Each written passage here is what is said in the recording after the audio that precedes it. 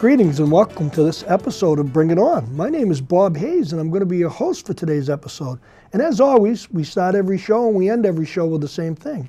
If you have anything that you'd like to see on Bring It On or Municipal Focus, you can contact me at bobhayes4433@gmail.com, or you can call me on my cell phone at 617-538-0189.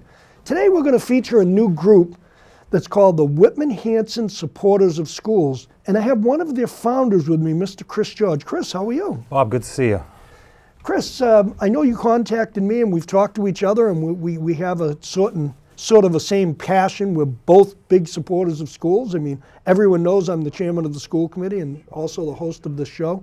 Can you tell us a little bit? There's a lot of buzz about Whitman Hanson Supporters of School, but a lot of people don't exactly know what your mission is. Sure. And it's something that started in a very grassroots way. So the true founder, Kara Moser, actually decided to set up a Facebook page where people could just come and talk about some of the things that were going on in the school system, whether it be shortcomings that they saw, things that they wanted for their children, complaints, problems, right? Other parents on the page. And at the same time this was happening, what we really saw was there were other folks, things were happening within the system. So this year, the fact that the elementary schools, the middle schools don't have librarians, I think that really started to set something off with many parents. And everything kind of just in a perfect storm came together where folks started saying, well, we all have kind of this like passion. We're all advocates for the children of Whitman Hanson. And so let's get together.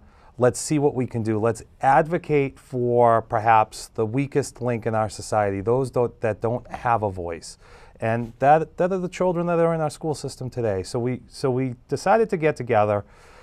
Again, very grassroots. We didn't really know what the group was going to be about. We had a few meetings. There was probably a core group of people, and I actually wasn't able to attend the first two, but we got together and we wrote a letter, and that letter was read at a previous school committee meeting. And really the statement was, we're advocates for an educationally sound budget. And today we feel as though the budget within the Whitman Hanson School District is lacking. There have been a number of years where we continue to see revenue fall. And, we're afraid that if that trend continues to happen, we're going to be left with a system that doesn't meet the basic needs of the children in the town. And so, we really just wanted to get together and to be able to advocate, to take an active role in what's going on. The page was really set up as a way for us to provide information to folks. So it kind of grew out of, in other words, pretty much what you're saying is it started as a grassroots organization that with today's social media being what it is, you got into the social media part of it to make awareness better for the people that we'll say don't come to school committee meetings, that don't come in and do things and make them aware. So it's really kind of a new, would you say that it's a new concept that you might see in other towns or other districts or I think it other is, places? right? And a lot of times there's something that galvanizes a group of people to bring them together. Naturally. And so, right, and in many towns it's been an override in the past, or it's been some significant event, the need for, a new building or the need for, something. And in our case, it was really, again, I think there have been a number of things happening within the school district for a number of years. And really one of the first visible things happened this year with the librarians not being in our schools anymore. And I think that really allowed us to kind of get that groundswell. So it started as simple as let's just put together a Facebook page, social media. We're to the point where over 800 people have joined the page between the two towns, and it consists of parents, grandparents, people without children in the school district, people with children who are too young to be in the school district, others who have had children graduate. And, again, really it's we all advocate for the same thing. The page itself is a place for us to provide people information. So that page is open to anyone in Whitman and Hanson who wants to join. We do ask that people follow some certain rules. So again, we're not using the page to debate anything. We're not using the page to advocate for anything at this point other than an educationally sound budget. There have been no proposals, official proposals from the school district about a budget. And so really at this point, many of us have been sifting through the massive amounts of data that are available at the state level, that are available from the administration at Whitman Hanson, to really analyze where are the current dollars being spent, what are some of the shortcomings we have in the district, what are some of the things that people would like to know about, and then even some of the things that don't show up statistically. So you can look at class sizes, but class sizes don't tell a whole story. Yes, we're above the state average. But what about that reading specialist who used to be in the classroom who's no longer there? That doesn't show up in those numbers. What about that part-time aide who used to be in the classroom, who's no longer there?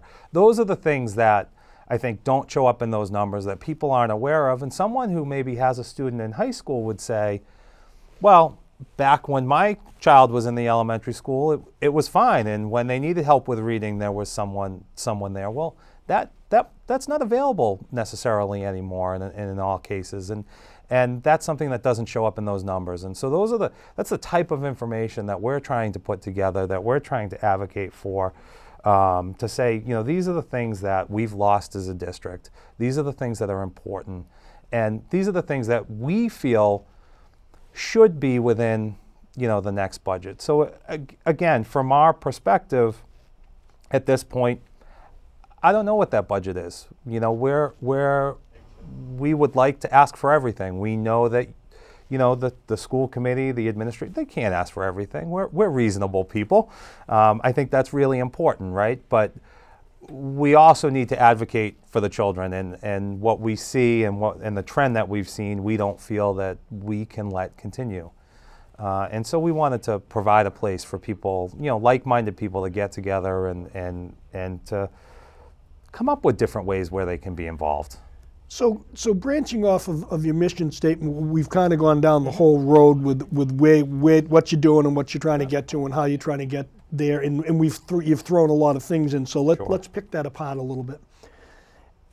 As we've both said, whether it be 2014, 2015, 2016, social media has become a huge part of the business world, the municipal world, the sports world. Everyone who uses social media seems to be getting out to the masses better than the old conventional way of going to a meeting, such as going to a school committee meeting. I mean, in my 13 years of being on the school committee, I can tell you there's more times than not there is no one at the meeting, and they're all broadcast live.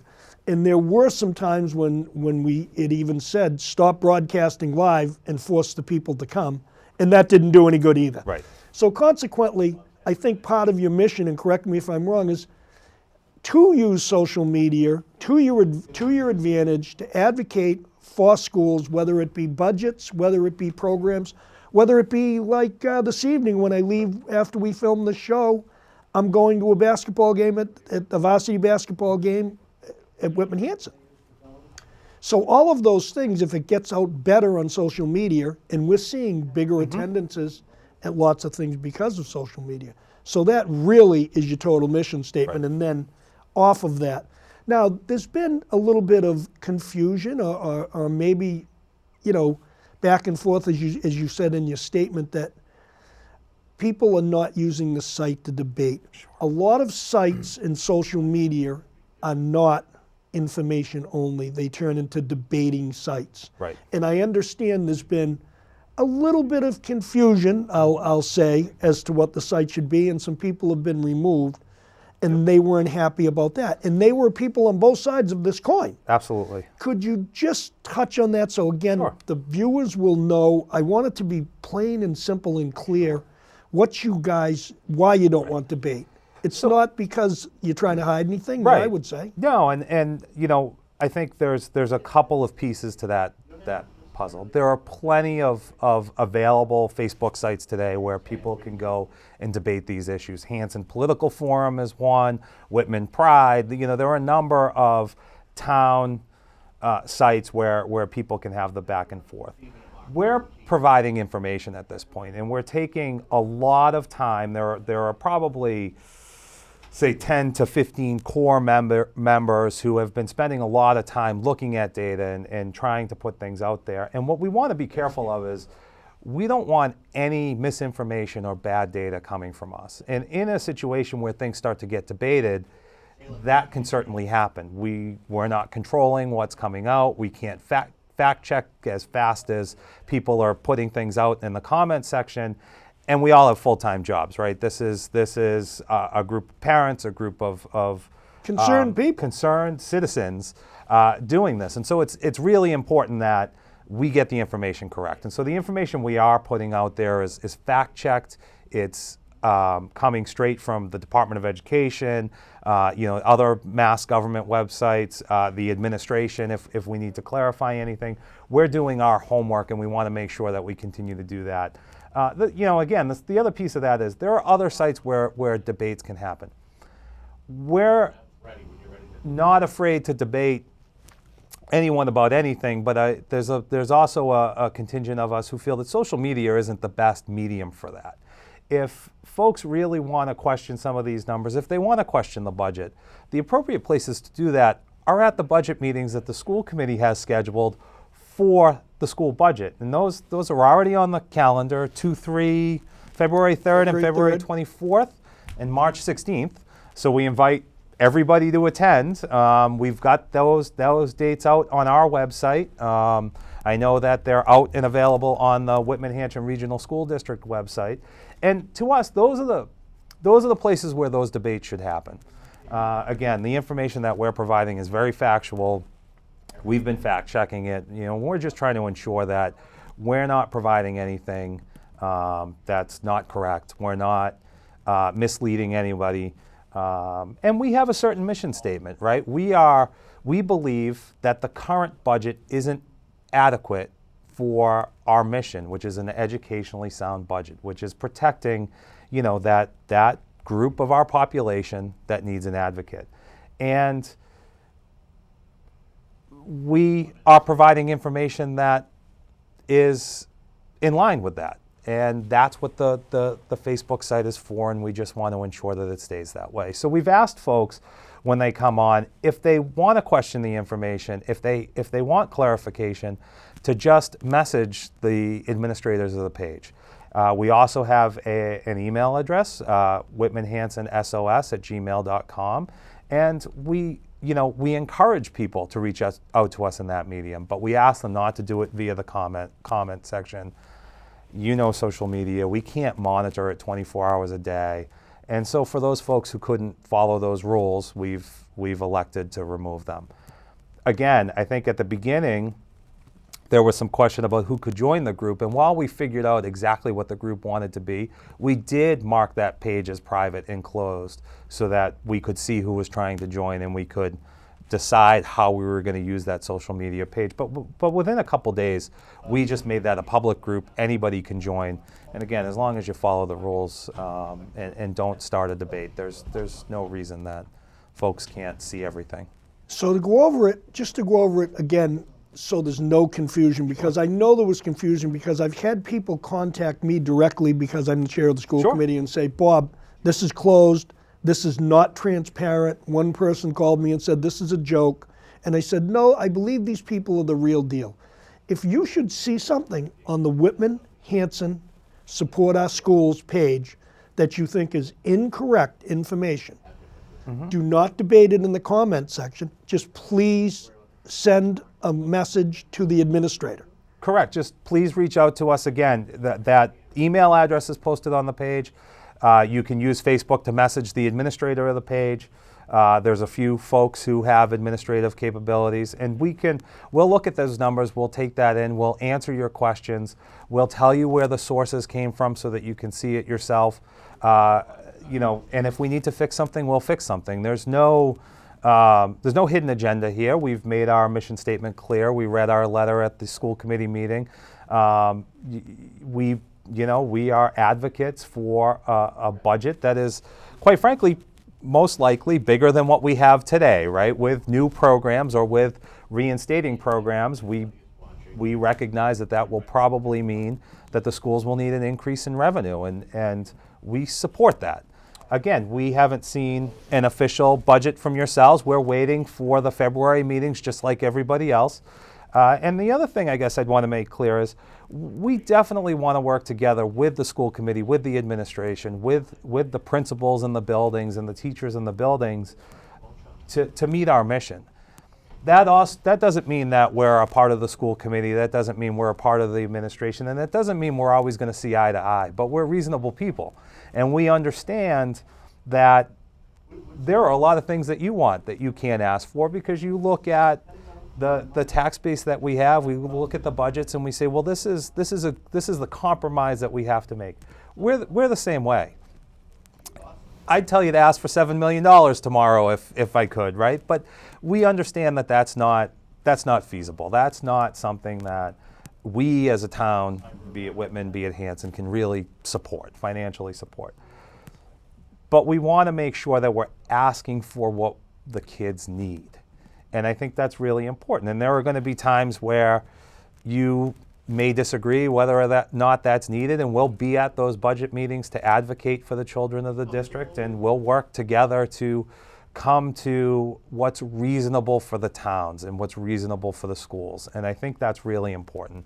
I think there are a lot of folks out there who think that we're there to ask for the moon, we're there to ask for, more than the towns can support. And that really isn't the case. We're there to ask for what we think is fair for the students and fair for the townspeople. So if I were to ask you, who would you be targeting, and I don't mean targeting so much as the term goes, are you looking to the PACs? Are you looking to the PTOs? Are you looking to those types of groups? Are you looking to the teachers to all partner up with you to advocate? Because the school committee's job is to set the budget and get into it, hire in the superintendents and get into all of that part of the budget and really set the budget, set the calendar. And they advocate for children too. Sure. So we don't want to try to make this a duplicate set of rules or circumstances. I think what you're doing is admirable, but we have to be careful along the way that we're not doubling up. Absolutely, and I think that's where working together is very important, right? And again, being reasonable. And so, yes, we're working with the PACs that currently exist today. Now, most of the PTOs and PACs that exist in our schools are really tasked with providing enrichment type activities for the children that aren't otherwise offered through the current school budget. And my wife and I happen to be very involved in the Conley School PAC, and that's how a lot of this, for us, really came about. We're in the schools a lot. We see some of the things over the last few years that have been lost. And, we sit in that Conley library, which is a beautiful library with a ton of books, and we say, well, our kids aren't in here as much as they should be. That, with no librarian this year, they're not getting the services they need. And so, it's really important that we work with those groups. They're invested parents. At the same time, they're currently providing our kids with programs and things that they, otherwise wouldn't get. And we're trying to be very careful not to depend on them too much, not to take away from their already busy schedule and from their, list of things that they're trying to do, whether it be fundraising or providing those programs or, volunteering in the schools. So although we're partnering with them and we're attending their meetings and we're getting the word about our group out through those meetings, we do feel there's a little bit of a separation between what they're doing and really what our mission is when it comes to, I'll say, the political side of things. And let's face it, there's going to be a political side of any debate when you're asking for more programs. We understand that. But our take on this is really not to tell somebody how to vote, not to tell somebody they're wrong, but to provide them information so that they can make an informed decision. And I'm sure you hear all the time, I heard many times, well, the school isn't very transparent. And as someone who has attended the budget meetings over the last few years, and I know you know that, Bob, but that struck a nerve with me because every time I've attended, I've been provided exactly what I've asked for. Whenever I've reached out, I've been provided what I asked for. There's a line-by-line budget per school that's given out. And so we really wanted to be able to help people get that information, also to help people understand how a regional school district works and how the towns fund that district. And I think there's always kind of this misconception that things aren't transparent because it's different than the other departments when you get to town meeting, right? So the idea of, well, when I get to town meeting, I get to vote line by line on the police department, or I get to vote line by line on the DPW. You don't get to do that with a regional school district. At town meeting, you basically get to vote on the check that the town's going to write to fund the schools, their piece of the school's budget. That's exactly right, because part of what happens with that, and part of what in the transitioning gets lost, is the line-by-line budget gets voted at a school committee meeting. Right. And then if we were to vote line by line at the town meeting, it'd be a 3-night meeting. Mm-hmm. Those meetings, and that's why there are different committees. It's very similar to the transparency of the people that we talk about and you're talking about, and whether it be the finance committees in Whitman and Hanson, we work very close with them. The boards of selectmen in Whitman and Hanson, we work very close with them. And they're all interested. Those guys are all partners. So we're partnering with them to try and get a sound budget.